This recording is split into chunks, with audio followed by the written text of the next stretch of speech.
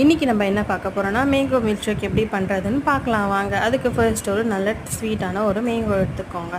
க்யூபாக இந்த மாதிரி கட் பண்ணிக்கிட்டு அதை பல்ப்பையே தனியாக ஒரு பவுலில் எடுத்து வச்சுக்கோங்க. அதை லாஸ்ட்டாக ஆட் பண்ணிக்கலாம் நம்ம. இப்போ இந்த பல்ப்பை தனியாக வச்சிடலாம், ஓகேங்களா?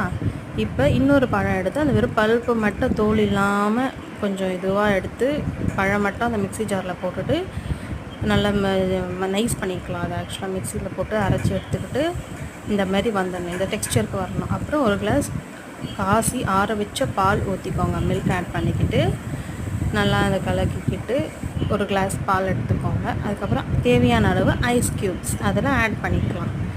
பால் ஐஸ் க்யூப்ஸ் ஆட் பண்ணிக்கலாம். அப்புறம் வெண்ணிலா ஐஸ்கிரீம் ஒரு கப் அளவு ஆட் பண்ணிக்கலாம். ஸ்வீட்னஸ்க்காக அதையும் ஆட் பண்ணிக்கலாம். இப்போ ஆட் பண்ணிவிட்டு எல்லாத்தையுமே சேர்த்து அதையும் பிளெண்ட் பண்ணிக்கலாம்.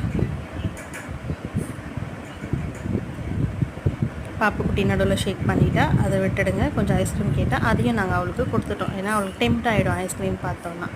இப்போ இதெல்லாம் ஓகே, இதெல்லாம் இப்போ பிளெண்ட் பண்ணிக்கிட்டு இந்த மாதிரி இந்த டெக்ஸ்சருக்கு வந்துடணும். ஒரு மாதிரி மில்க் ஷேக் டெக்ஸ்சருக்கு வந்துட்டு ட்ரான்ஸ்ஃபர் பண்ணிவிடுங்க ஒரு பவுலில். அது கட்டி கட்டியாக இருக்கும், அது லைட்டாக கொஞ்சம் கரண்டி வச்சு நம்ம அட்ஜஸ்ட் பண்ணிக்கலாம்.